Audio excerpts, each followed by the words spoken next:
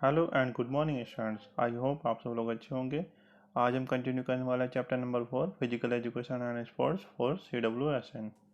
Type of disabilities हमारा यहाँ पर चल रहा था। हमने 2 टाइप्स ऑफ करा दिए थे, मोबिलिटी और physical impairment disability and sensory impairment disabilities. हमने यहाँ पर दोनों करा दिए थे, एक्सप्लेन हो चुके थे ये। और आज हम करा रहे हैं इसका थर्ड टाइप, कॉग्निटिव और learning disabilities. Cognitive and learning disabilities क्या है? इन जो डिसेबिलिटीज है, जो इफेक्टेड पर्सन होते हैं, उनकी जो माइंड प्रोसेसिंग होती है, उनकी मेमोरी प्रोसेसिंग होती है, जो उनकी रिजल्ट प्रोसेसिंग होती है, वो बहुत ज़्यादा स्लो होती है। एटलीस्ट कुछ लोगों में बिल्कुल नहीं होती। वो डिपेंड करता है कि कितने टाइप ऑफ डिसेबिलिटीज़ है पर्सन के अंदर।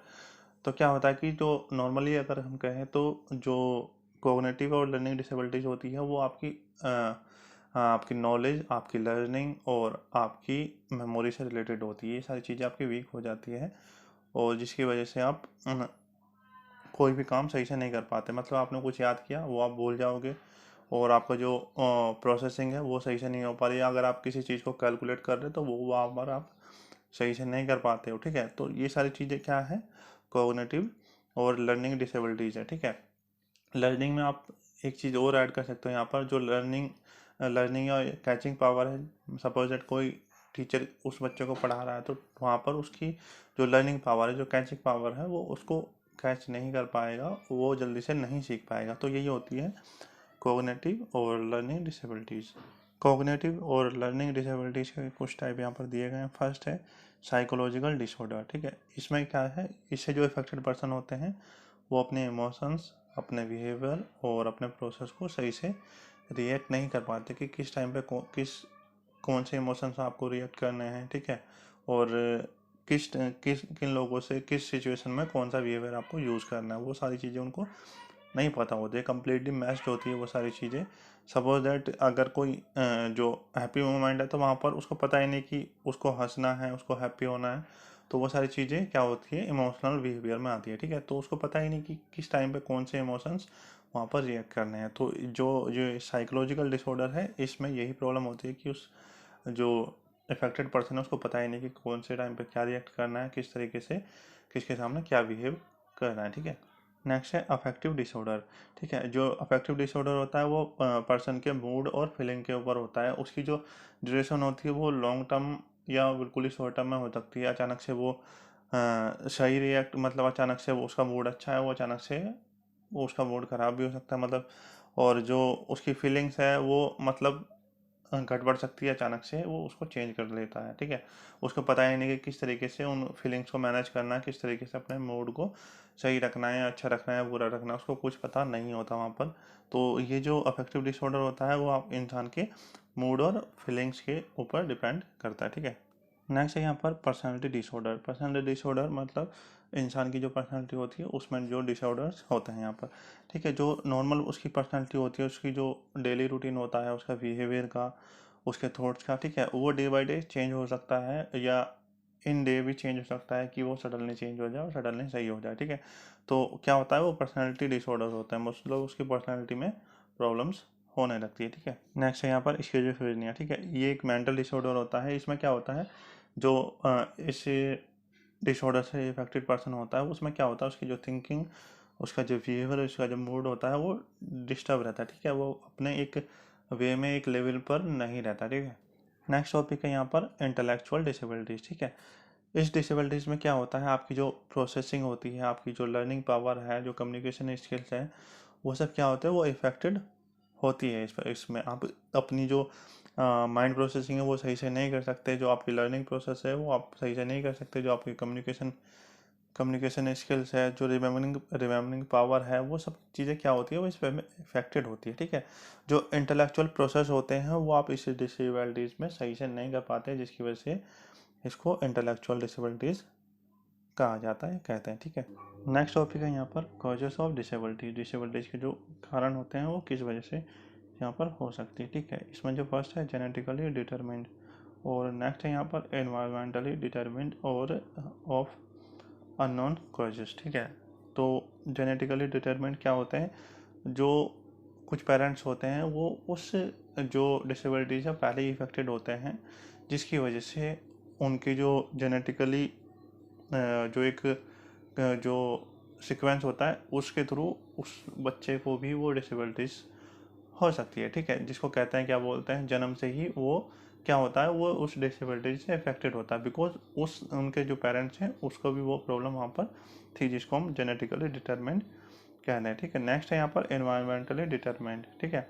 तो जो है हमारा जो एनवायरमेंट है उसकी वजह से जो भी डिसेबिलिटीज होती है उसको बोलते हैं एनवायरमेंटली डिटरमाइंड, ठीक है। और नेक्स्ट है यहाँ पर अननोन, मतलब किसी अननोन सोर्स से जो वो डिसेबिलिटीज वहाँ पर हो रही है, जिसको बोलते हैं अननोन कॉजेस, ठीक है। तो फर्स्ट यहाँ पर इसका जो फर्स्ट टाइप दिया गया वो है कैंसर, ठीक है। कैंसर, ठीक है। Cancer is the fastest growing cause of disabilities claims, ठीक है।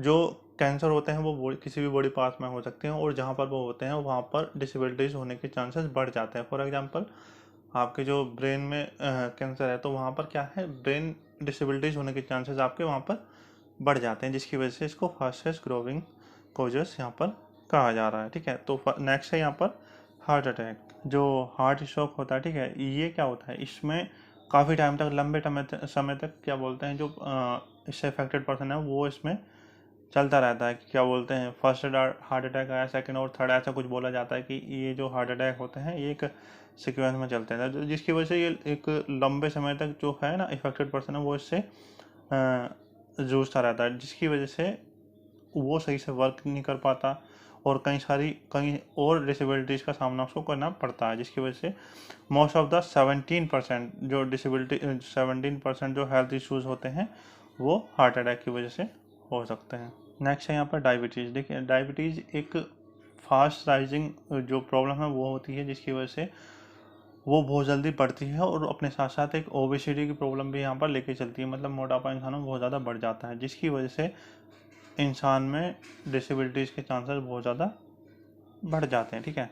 नेक्स्ट है मस्कुलो स्केलेटल डिसेबिलिटीज़, ठीक है। इसके नाम से आपको क्लियर हो रहा होगा, मस्कुलो स्केलेटल डिसेबिलिटीज़, जो आपकी मसल्स होती हैं उससे रिलेटेड जो डिसेबिलिटीज़ होती है उसको मस्कुलो स्केलेटल डिसेबिलिटीज़ में यहाँ पर काउंट किया जाता है, ठीक है। मोस्ट ऑफ द टाइम क्या होता है आपका, जैसे कि बैक पेन है, आपका इंजरी है, ठीक है, जिसकी वजह से आप सही से वर्क नहीं कर पाते हैं, ठीक है। जो आपकी वर्कशिप पावर है वो वहाँ पर बहुत ज़्यादा कम हो जाती है, जिसकी वजह से आपको प्रॉब्लम फेस करनी पड़ सकती है, जिसको आप कह सकते हैं एक टाइप की डिसेबिलिटी वहाँ पर होती है, ठीक है। जो आपकी लाइफ स्टाइल है उसमें आपका उठना बैठना चलना घूमना फिरना ये सब चीज़ें इफेक्टेड होने लगती है, बिकॉज आपकी मसल्स आपकी बॉडी को एक जो सेफ है वो प्रोवाइड कराती है, ठीक है। अगर आपकी मसल्स में डिसेबिलिटीज़ है तो क्या है, आप सही से ना बैठ सकते हो, ना चल सकते हो, ना आप काम कर सकते हो, ये सारी चीज़ें क्या है मसल से रिलेटेड होती है, जिसको मस्कुलो स्केलेटल डिसेबिलिटीज़ में यहाँ पर काउंट किया जाता है। नेक्स्ट है यहाँ पर डिजीज, ठीक है। Disease is the most important causes of disabilities, मतलब आप कह सकते हैं डिसेबिलिटीज़ का जो इम्पोर्टेंट जो कारण है वो है रोग, ठीक है, मतलब जो डिजीज होती है वो, ठीक है।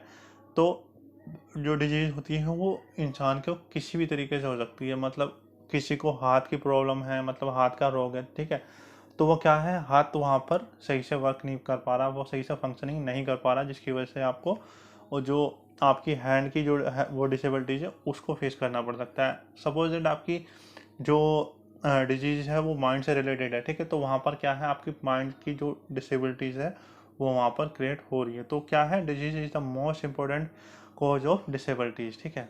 नेक्स्ट है यहाँ पर वार्स, ठीक है। वार्स मतलब जो आपके लड़ाइयाँ होती हैं, जो आपके बॉर्डर पर लड़ाइयाँ होती है जिसको हम वार्स बोलते हैं, ठीक है। वो क्या है, यहाँ पर जो आपके डिफेंस सोल्जर होते हैं वो उसमें इंजर्ड हो जाते हैं, जिसकी वजह से आपको डिसेबिलिटी फेस करनी पड़ जाती है। सपोज दैट किसी के पैर में वहाँ पर कोई गोली लग गई, जिसकी वजह से उसका जो पैर की फंक्शनिंग है वो कम्प्लीटली बंद हो गई है, तो वहाँ पर क्या है उसके पैर में उसकी वहाँ पर उसको जो लेग से रिलेटेड डिसेबिलिटीज़ है वो वहाँ पर उसको हो चुकी है। वार भी एक इम्पोर्टेंट कॉजेस है डिसेबिलिटीज़ का, जो कि अननोन सोर्स से अननोन कॉजेस से आता है, ठीक है। नेक्स्ट है यहाँ पर एक्सीडेंट्स, ठीक है। एक्सीडेंट की वजह से बहुत सारी डिसेबिलिटीज़ हो जाती है, आपको पता है जब एक्सीडेंट होता है तो कुछ चीज़ें वहाँ पर बहुत ज़्यादा इफेक्टेड हो जाती है। सपोज दैट किसी के पैर वहाँ पर वहाँ पर इंजर्ड हो गया, उसकी बोन वहाँ पर फ्रैक्चर होगी, तो वह क्या है, मतलब वो सही होने की पोजीशन में नहीं है, तो वहाँ पर उसकी पैर की जो डिसेबिलिटीज़ है वो वहाँ पर क्रिएट हो जाएगी। और सेम चीज़ वहाँ पर बॉडी के अदर पार्ट्स में भी है। ठीक है, जो एक्सीडेंट होते हैं उससे बॉडी के अलग अलग पार्ट्स डिफेक्टेड हो सकते हैं, जिसकी वजह से उन पार्ट्स में वहाँ पर डिसेबिलिटीज़ क्रिएट हो सकती हैं।